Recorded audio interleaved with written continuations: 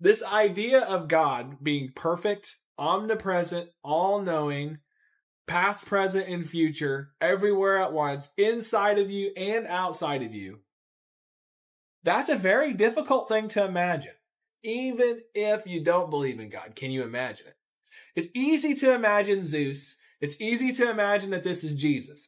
But it is incredibly difficult to comprehend the idea of an omnipresent, all-knowing, omnipotent God. Yet, the idea, somebody thought of it. How? Who was the dude who had this idea that goes, I got this idea?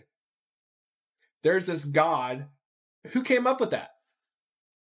You don't have a good answer for that. Not a new idea that science disproves God. That's not a new idea. This has been hashed out for thousands of years, going all the way back to Greece and before Greece. People that are the most intelligent people who've ever lived have debated this stuff for a long time. Those people weren't stupid. They weren't just being told stuff and then going, yep, I'm a follower, yep. Some of those people went down the dangerous road of direct experience. The dangerous road of direct experience. They didn't have the internet. Some of them didn't even know how to read. They were out in nature. Hindus, Greeks, Jews, all of them looking for direct experiences with God. 2,000 years ago, the literacy rate was 25%. Instead of saying that's not what my Bible says, it'd be like, I saw Jesus today in a vision. That's the kind of stuff they were saying. God came to me in a vision. They got like, is that really God? There'd be people like, well, I don't believe that was really God. So let me show you. Here's fire coming out of the sky. God did that. Your ancestors aren't stupid. There is a lot of very intelligent people back there. If any of you guys think you're smarter than they are, go back and try reading one of their books. Any of them. Any of them. You'd be like, you feel like this is idiocracy times 1,000. The rabbit hole goes really deep. If you can imagine the flying spaghetti monster and you go, oh, that proves that God's not real and that's a meme. The truth is that if you believe that your brain is reality and that's what you believe, there are neurons firing in your brain and there is a physical existence of the flying spaghetti monster going on inside your brain, which means it is real.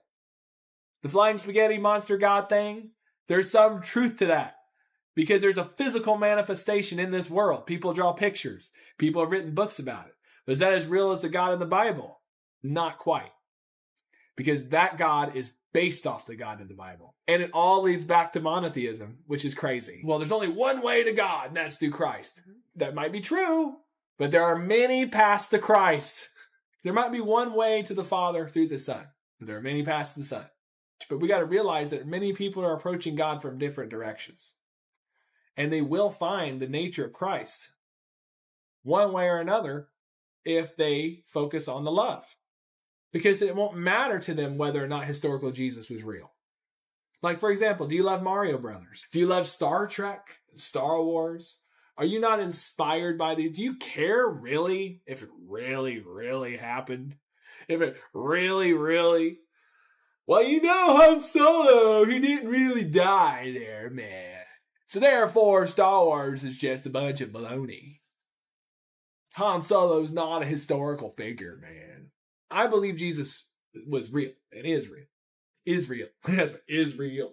However, if you don't believe in any of that, his story is just as inspiring as Star Wars, Star Trek, Dragon Ball Z. Love is at the core of it. And that's what makes him different from all the other gods, if you want to know the answer to that. None of the other gods will die for you and live for you like Jesus does. A lot of people are waiting for Jesus to come back. Matthew chapter 28, verse 20.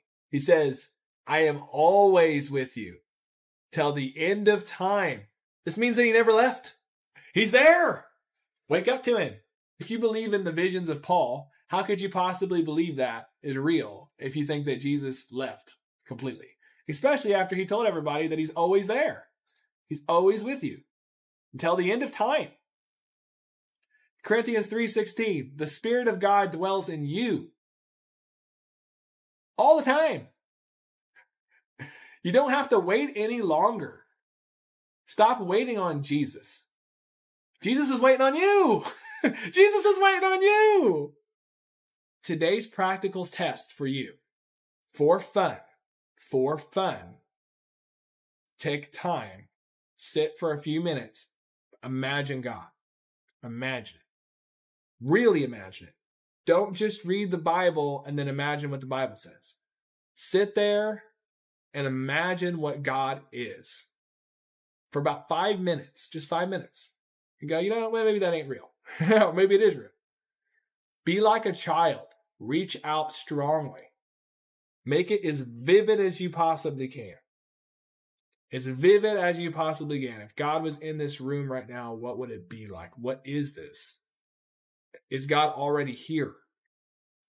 What would it feel like if God was approaching? Would I be scared? Would I be excited? Would I feel guilty? It's the opposite of Buddhist meditation.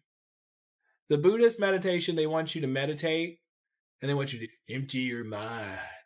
Pay attention to your thoughts. I'm telling you to do the opposite. This is another path. This is another kind of meditation.